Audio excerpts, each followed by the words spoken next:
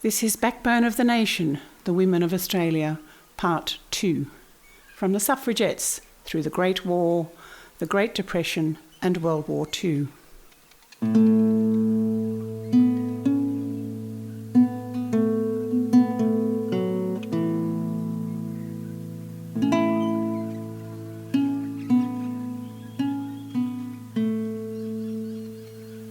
As the colonies developed, towns grew larger.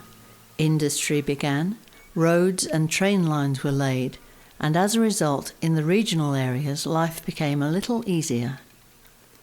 In urban areas, women were turning their powers to political change. By the late 1800s, pioneer feminists were espousing the same cause as their British and American counterparts, female suffrage. Vida Goldstein, Emma Miller and Catherine Spence were all prominent in the colony's suffrage movement. Catherine Spence's efforts resulted in South Australia granting votes to women in 1895, becoming one of the first areas in the world to do so. Aboriginal women in South Australia shared these rights. In 1902, the newly established Australian Parliament passed the Commonwealth Franchise Act of 1902, which gave white women equal voting rights to men and the right to stand for federal parliament. It wasn't until the Commonwealth Electoral Act of 21st of May 1962 that Aboriginal and Torres Strait Islander men and women were given the right to enrol and vote in federal elections. However, thanks to the suffragettes' efforts, Australian women, if they were white, won the right to vote in federal elections several years before British and American women achieved suffrage.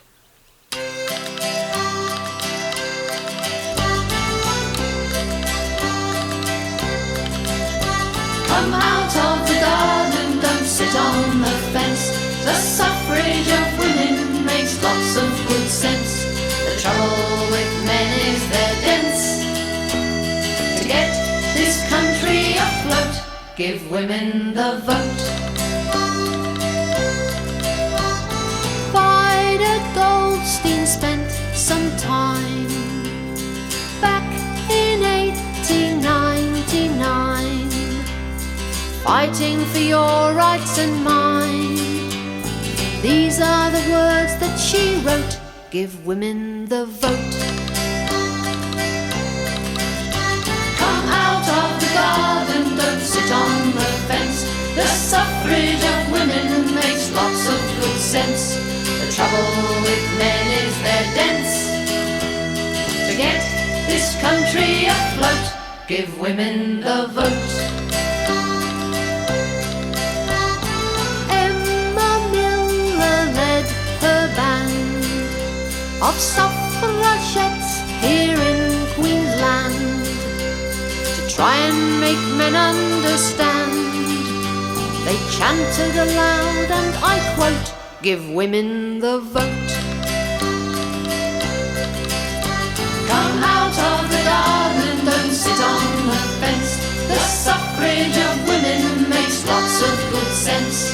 The trouble with men is they're dense.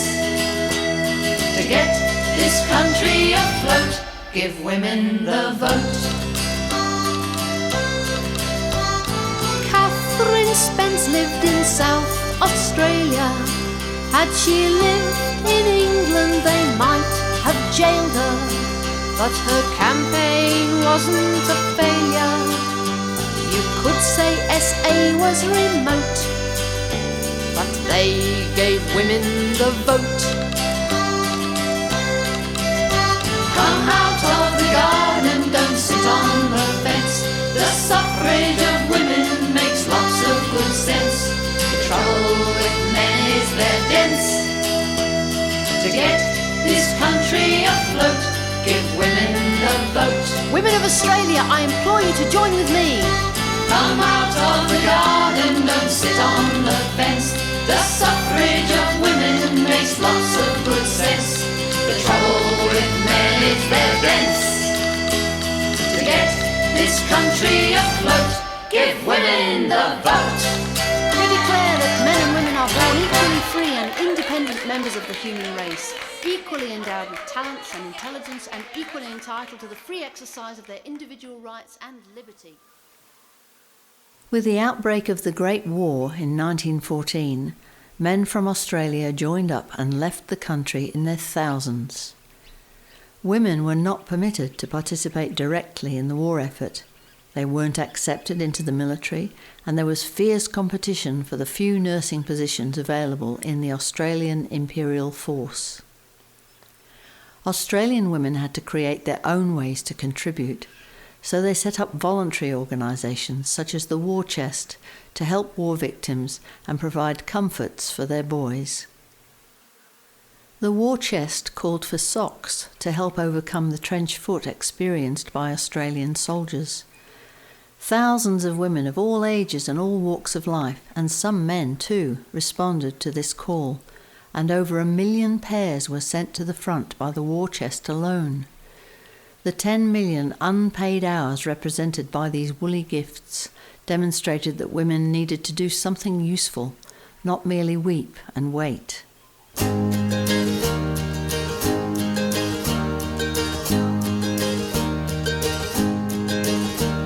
Socks, socks and more socks. For the boys at the front, we're building up stocks to keep their feet warm in the Kaiser's cruel storm. We need socks, socks and more socks. I'm a mother of 4 and my husband's at war. I need to do something for him and his mates, but I can't spare the time for the munitions line. So I knit every night until late. Socks, socks and more socks. For the boys at the front, we're building up stocks to keep their feet warm in the Kaiser's cruel storm. We need socks, socks and more socks. With the Major away, I was bored every day. My friend Lady Oakley told me where to go. Go to the War Chest, give them your best. Now I'm knitting socks like an old pro. Socks, socks and more socks. For the boys at the front, we're building up stocks to keep their feet warm in the Kaiser's cruel storm. We need socks, socks and more socks. I'm a farmer's wife, it's a tough, busy life, but my son's at the front and it keeps me awake. So I've shorn the pet sheep, and when I can't sleep, I knit so my heart doesn't break. Socks, socks and more socks. For the boys at the front, we're building up socks to keep their feet warm in the Kaiser's cruel storm. We need socks, socks and more socks. Socks, socks and more socks. For the boys at the front, we're building up stocks to keep their feet warm in the Kaiser's cruel storm. We need socks, socks and more socks. Socks and more socks. Socks and more socks.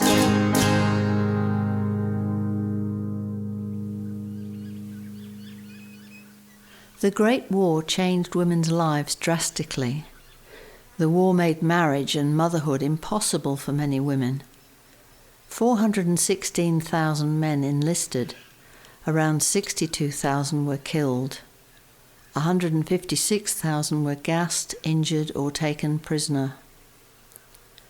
As opportunities for marriage decreased, many women began to look for worthwhile work instead. Many jobs were, sadly, opened up for young women by the deaths of so many young men.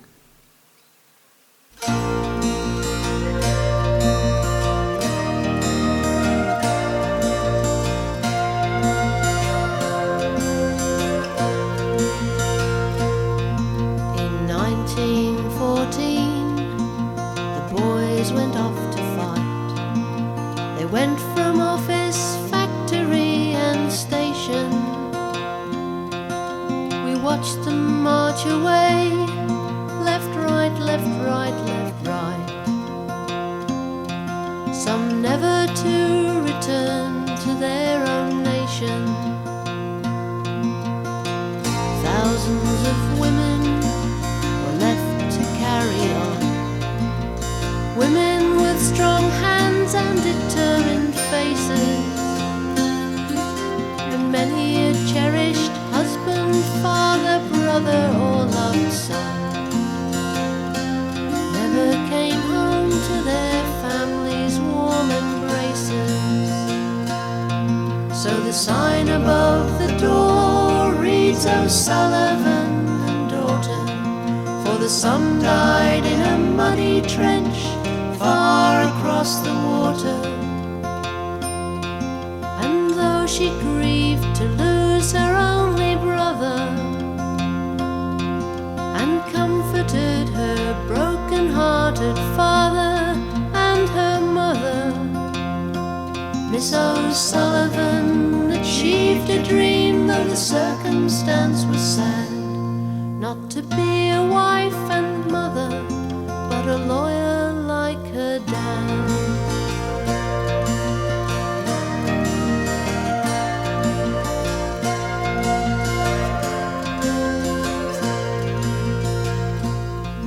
They say our nation's flower was killed in World War I.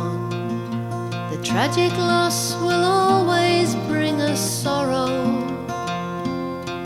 but the fair and tender flowers that the soldiers left behind bred the strong, determined women of tomorrow.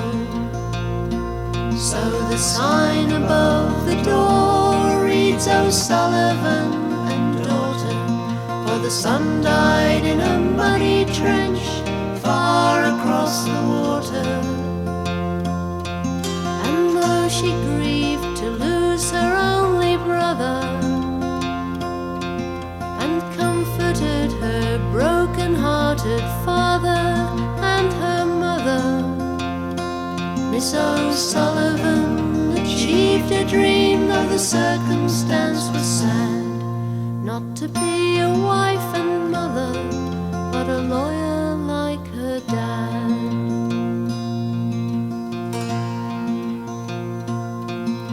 In 1914, the boys went off to fight.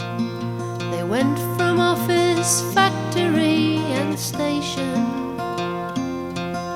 We watched them march away, left, right, left, right, left, right. Some never to return to their own nation.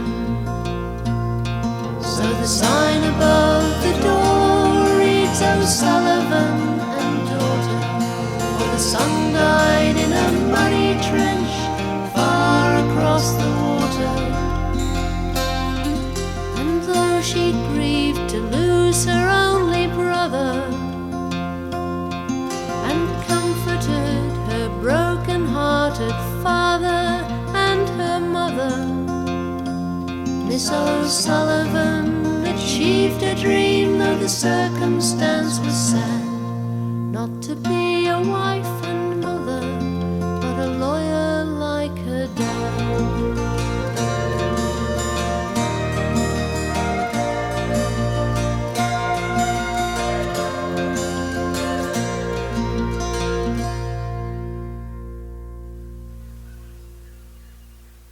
Following the horrors of the Great War, people began rebuilding their lives. The 1920s saw dramatic changes with the proliferation of the wireless, motor cars, cinemas and aeroplanes. However, following the Wall Street crash of 1929, Australia entered a period of high unemployment and poverty, known as the Great Depression. The Australian economy had relied on its place as a primary producer within the British Empire, and Australia's important export industries, particularly primary products such as wool and wheat, suffered significantly from the collapse in international demand. Unemployment reached a record high of around 30% in 1932. While men roamed the roads looking for work, the women who were left behind tried to keep their families fed and together. During these bitter years, however, many educated women became involved in schemes for caring for the victims of the Depression, and because of their experiences, found their political voices.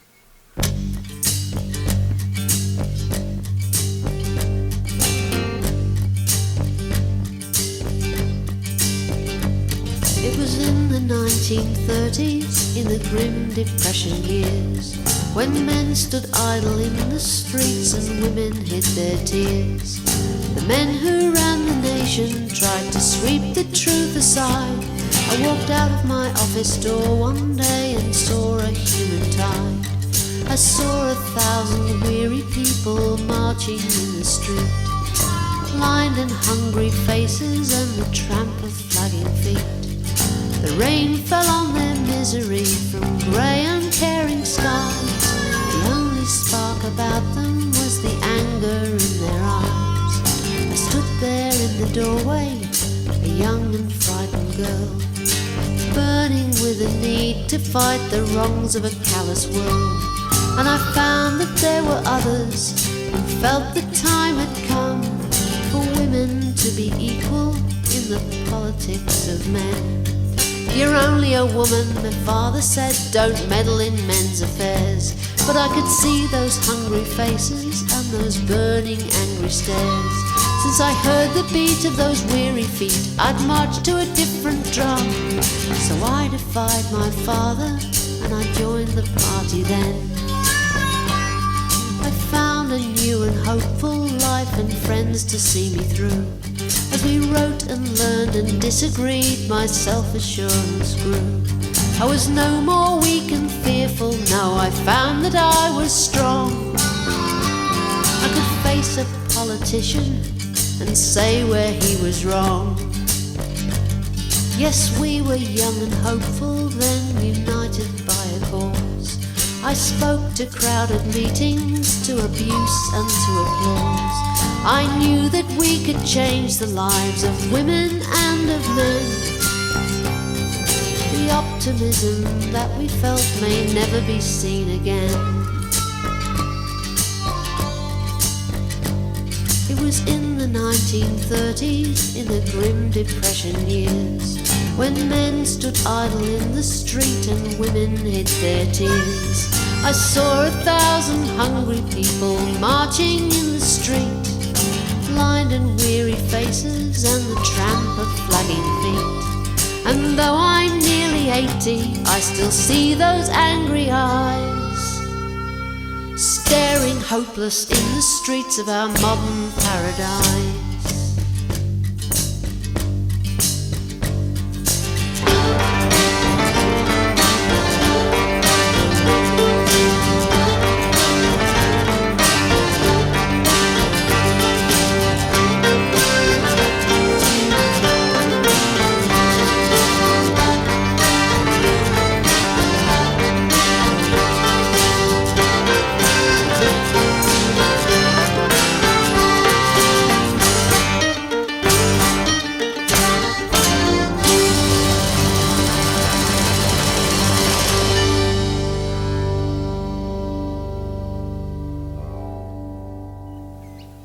In 1939, Australia followed Great Britain into another war in Europe. By this time, women's work was recognised far more than it had been in the Great War. At home, the Women's Land Army gave women the opportunity for an unglamorous but fulfilling life in the rural areas of Australia. Members did every kind of work on the land, from ploughing with a horse team or tractor, milking and harvesting, to retting flax and pig raising. The friendships the land girls established often continued for decades. One of their recruitment slogans was, "If you can't fight, you can farm."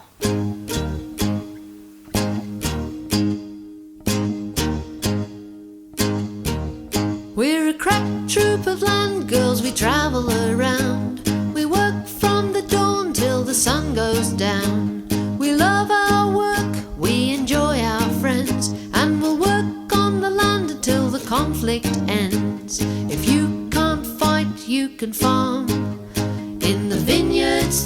orchards or the coconut palms. A girl would be balmy not to join the land army. A bit of hard work won't do you any harm. If you can't fight, you can farm.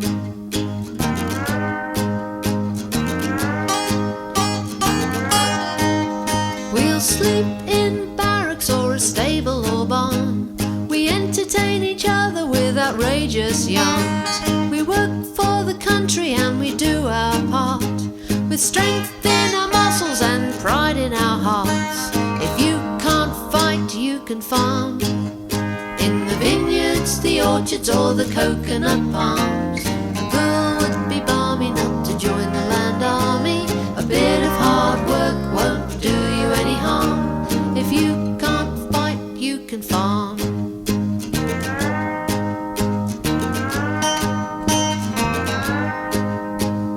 One week it's apples or the next could be pears, or carrots or potatoes, we don't care. We'll drive a tractor or a horse and plough, 'cause we're the women's land army and we'll show 'em how. If you can't fight, you can farm. In the vineyards, the orchards or the coconut palms. A girl would be balmy not to join the land army. A bit of hard work won't do you any harm. If you can't fight, you can farm. In the vineyards, the orchards or the coconut palms. A girl would be balmy not to join the land army. A bit of hard work won't do you any harm. If you can't fight, you can dig. If you can't fight, you can plough. If you can't fight, you can farm. By the Second World War, Australian women were allowed to contribute on the front lines. They served in the Army and Navy, in nursing and many other capacities. The Royal Australian Air Force started its own nursing service in July 1940. Some of the first recruits were posted to New Guinea, where the Air Force journal Wings of June 1943 commented, "The hospital has been changed since we have had women on the station. The nursing staff had the feminine trick of making the best of any situation. The nurses created gardens around the camp, growing vegetables and flowers, and so brought an enduring quality to a temporary scene. Many men will remember, so long as they live, the debt they owe these women comrades in war."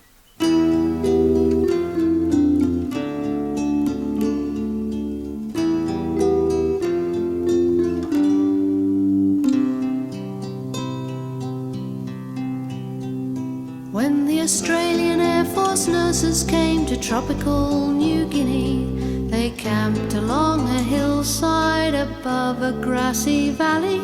They nursed the injured soldiers in conditions hot and hard, and they brought to the Kunai grasslands a trace of their own backyards.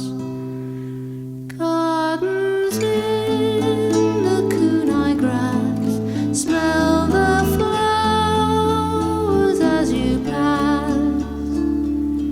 Here in the grim and bloody war with Japan, a dream of home in the jungle land. The nurses worked to heal some men and help the others die. At times they worked the foreign soil to help the gardens thrive, and many a wounded soldier in New Guinea long ago would dream of home across the sea as he watched the gardens grow. Gardens in the Kunai grass, smell the flowers as you pass. Here in the grim and bloody war with Japan, a dream of home in the jungle land. The tropic sun beat down on the camp for long and stifling hours. The sticky heat of summer brought sweet fragrance from the flowers. The southeast traders blew to break the stillness of the day, and the roar of the aircraft engines was never far away. Gardens in the Kunai grass,